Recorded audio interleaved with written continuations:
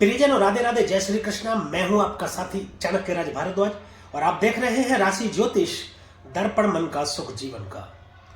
बहुत बहुत स्वागत परिजनों और हार्दिक अभिनंदन करता हूं मैं आपके इस महा एपिसोड में, जिसमें मैं चर्चा करूंगा सौर मंडल के सबसे बड़े ग्रह विस्तार के लिए जाने जाने वाले देवगुरु बृहस्पति के राशि परिवर्तन के विषय में, जो कि 1 मई 2024 को दोपहर 2:29 पर शुक्र की राशि वृषभ में चले जाएंगे और वहां पर प्रियजनों ये रहेंगे 14 मई 2025 तक।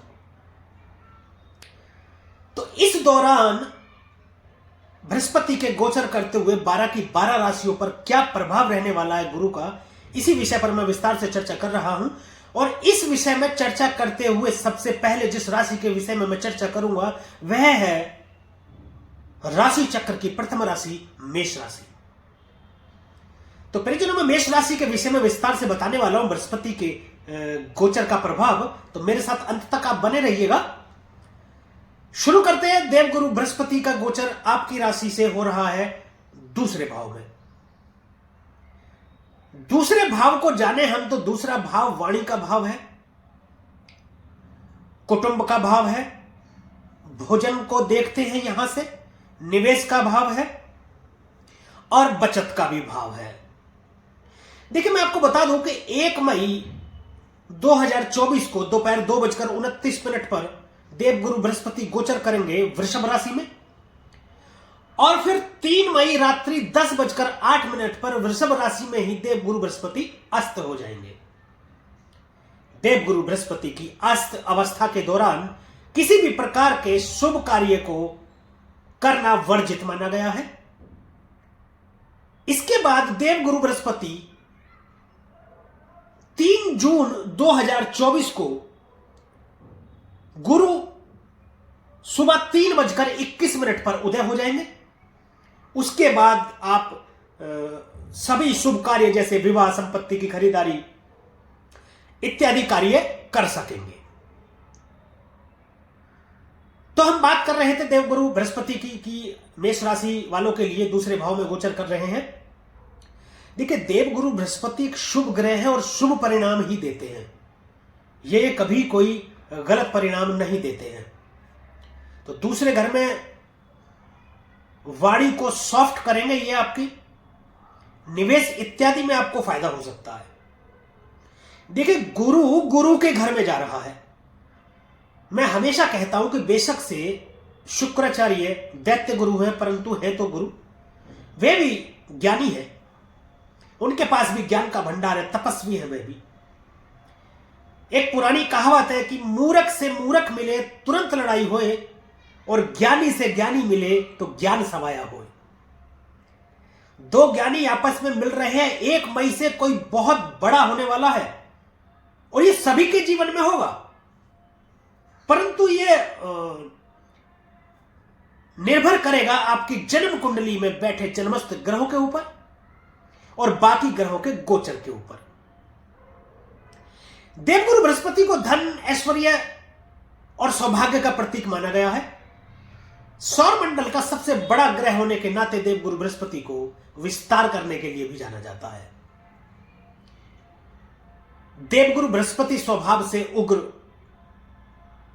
महान, दयालु, शुभ प्रदान करने वाले और सम्मानित ग्रह माने गए हैं। और देवगुरु बृहस्पति अकेले ऐसे ग्रह हैं जो भूतकाल, वर्तमान और भविष्य का प्रतिनिधित्व करते हैं, क्योंकि काल पुरुष की कुंडली में 5वां घर हमारे पूर्व जन्म को दर्शाता है और 9वां घर हमारे सौभाग्य और भविष्य को दर्शाता है। यह मैं बात करी है मैंने देवगुरु बृहस्पति की दृष्टियों की, जो विशेष दृष्टियां इनको प्रदान है 5वीं और 7वीं। सॉरी, 7वीं तो सभी को मिलती है, देवगुरु बृहस्पति के पास भी है, परंतु इनके पास 2 दृष्टियां अधिक है, एक 5वीं और एक 9वीं। पहली पंचम दृष्टि देवगुरु बृहस्पति की आपके 6ठे भाव में जा रही है। 6ठा भाव रोग, रिपु और ऋण का है। तीनों का नाश करेंगे। यदि रोग कोई ऐसा आपके है जिससे आप जूझ रहे हैं, जिससे आप परेशान हैं, उससे आपको मुक्त करेंगे। ऋण कोई ऐसा यदि आपने ले लिया था जिसको उतार नहीं पा रहे थे, जिसकी वजह से आप परेशानी में थे, उससे भी मुक्त करेंगे। तो कर्ज से मुक्ति कैसे मिलती है परिजनों? कि देवगुरु बृहस्पति आपकी कमाई के, इनकम के अनेकों साधन खोल देंगे। देवगुरु बृहस्पति शुभ ग्रह है और हमेशा शुभ करने के लिए ही जाने जाते हैं। यदि कोई दूसरा ग्रह भी आपकी जन्म कुंडली में कोई खराबी करता है तो गुरुदेव उसको ठीक करते हैं। अकेले देवगुरु बृहस्पति ऐसे हैं जो आपकी पूरी जन्म कुंडली को नियंत्रित करते हैं। एकमात्र अगर गुरु आपके अच्छे हो जाए तो समझ लीजिए कि बाकी ग्रह भी ज्यादातर अच्छा ही परिणाम देते हैं। छठे घर में केतु के विराजमान होने से भी आप में अध्यात्मता आने की संभावना है। ज्योतिष की तरफ रुझान आपका हो सकता है। शत्रु यदि आपके कोई है तो उनका भी नाश होगा। कुछ शत्रु तो ऐसे होते हैं परिजनों जो सामने से वार करते हैं तो उनका तो पता चल जाता है, परंतु कुछ शत्रु ऐसे होते हैं जो गुप्त शत्रु होते हैं। आपके साथ रहते हुए तो वो ऐसा प्रतीत कराते हैं आपको कि इस पृथ्वी पर उनसे ज्यादा आपका कोई शुभचिंतक है नहीं, परंतु जैसे ही आपके मतलब बाद में आपसे शत्रुता निभाते हैं, आपका नुकसान करने का सोचते हैं, ऐसे शत्रुओं से भी आपकी रक्षा करेंगे देवगुरु बृहस्पति। कंपटीशन की कोई तैयारी यदि आप कर रहे हैं, गवर्नमेंट जॉब की यदि तैयारी आप कोई कर रहे हैं तो आप प्रयास तेज कर सकते हैं। आपने कोई परीक्षा दी है यदि, या परीक्षा देने वाले हैं या दे रहे हैं, तो बहुत अधिक संभावना है कि उसका परिणाम आपके पक्ष में आएगा। देवगुरु बृहस्पति सप्तम दृष्टि से आपके अष्टम भाव को देखेंगे। अष्टम भाव यूं तो अच्छा नहीं माना जाता, परंतु देवगुरु बृहस्पति की यहां एक विशेषता बता देता हूं मैं। सबसे पहले अष्टम भाव की बात करते हैं तो अष्टम भाव में अंधेरा है, यहां ऑक्सीजन भी नहीं है, परंतु देवगुरु बृहस्पति जीव कारक है और अपने आप में ऑक्सीजन भी है। गुरु का काम है जीवात्मा को ऑक्सीजन देना, और वही काम ये अष्टम भाव में दृष्टि डाल करके करेंगे। अचानक से घटित हो जाने वाली घटनाओं के लिए अष्टम भाव जाना जाता है। अष्टम भाव परिवर्तन के लिए जाना जाता है। आयु का विचार करते हैं, यहां से मृत्यु का भाव कहा जाता है। ज्योतिष का विचार यहां से करते हैं, ससुराल पक्ष को भी देखते हैं। तंत्र मंत्र, गूढ़ विद्या, गूढ़ रहस्य, गुप्त रोग इत्यादि भी यहां से देखते हैं। इस दौरान आपके अंदर ज्योतिष पढ़ने की, गूढ़ विद्या, तंत्र मंत्र के विषय में पुस्तकें पढ़ने की, उनको सीखने की एक इच्छा जन्म लेगी। बहुत अधिक संभावना है कि इस दौरान आपको कोई एक गुरु की प्राप्ति भी हो जाए अचानक से, जिसके माध्यम से आप ज्योतिष विज्ञान पर ज्ञान प्राप्त करें और एक अच्छा ज्योतिषी बनकर के आप आए। गुप्त रोग कोई हो जाने की संभावना तो बनती है आपको, उससे यदि आप सावधान रहेंगे, समय पर यदि जांच कराएंगे तो उससे भी बचा जा सकता है, परंतु अचानक से बहुत बड़े धन प्राप्ति के भी योग बनते हैं। देखिए, एक तो शुक्र के साथ देवगुरु बृहस्पति, शुक्र धन धान्य देने के लिए जाने जाते हैं, ऐश्वर्य प्राप्ति के लिए जाने जाते हैं, संपूर्ण सुखों की प्राप्ति के कारक शुक्रदेव माने जाते हैं। दोनों की एनर्जी काम करेगी इस वक्त, जिस वक्त ये देवगुरु बृहस्पति वृषभ में गोचर करेंगे। तो कोई बहुत बड़ा धन, ऐसा धन की प्राप्ति आपको हो सकती है जो आपने कमाया नहीं है। अष्टम भाव से वह धन की प्राप्ति होती है जो आपने कमाया नहीं है। नवम दृष्टि इनकी आपके दसम भाव में जाएगी। कर्म का भाव है, पिता का स्थान है, पिता से संबंध मधुर होंगे, आपके अच्छे संबंध रहेंगे।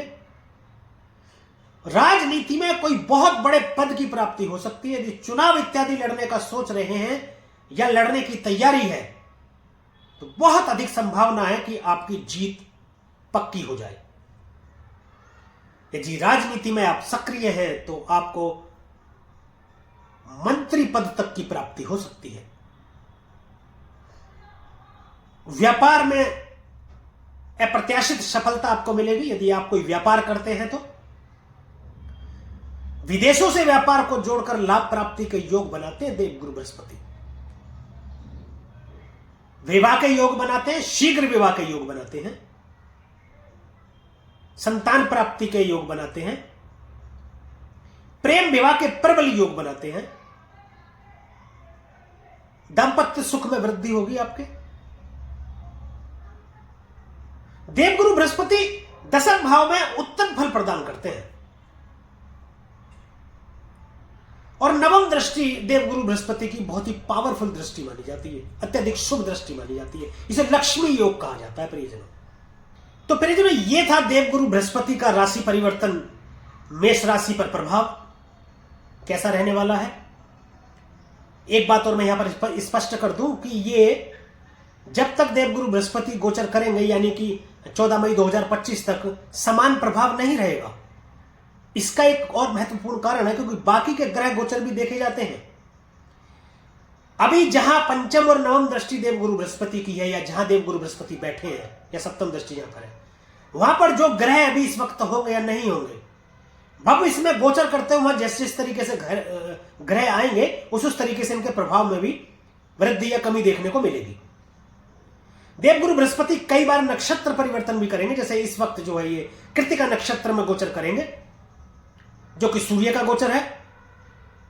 तो सूर्य की एनर्जी भी कैरी करेंगे, आत्मविश्वास में वृद्धि, आत्मसम्मान में वृद्धि और प्रसिद्धि को प्राप्त होंगे आपका और चमकदार रहेगा, चेहरे पर ऐसी चमक रहेगी कि लोग आपकी तरफ आकर्षित रहेंगे और अपने ज्ञान से आप लोगों को अपनी ओर खींचेंगे।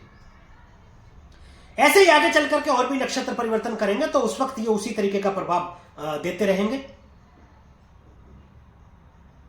फिलहाल ये जो था ये अभी का था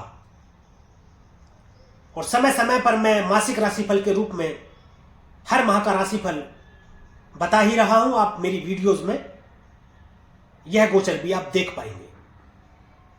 मैं प्रत्येक माह का राशिफल की वीडियो आप तक पहुंचा रहा हूं। तो परिजनों, आज के लिए अभी के लिए बस इतना ही। यह वीडियो यदि आपको अच्छा लगा हो, दी गई जानकारी से आप संतुष्ट हो, तो कृपया वीडियो को लाइक करें, शेयर करें और कमेंट करके हमें जरूर बताएं कि मेरे द्वारा ये फलित राशि परिवर्तन या गोचर आप पर कितना प्रभावी रहता है।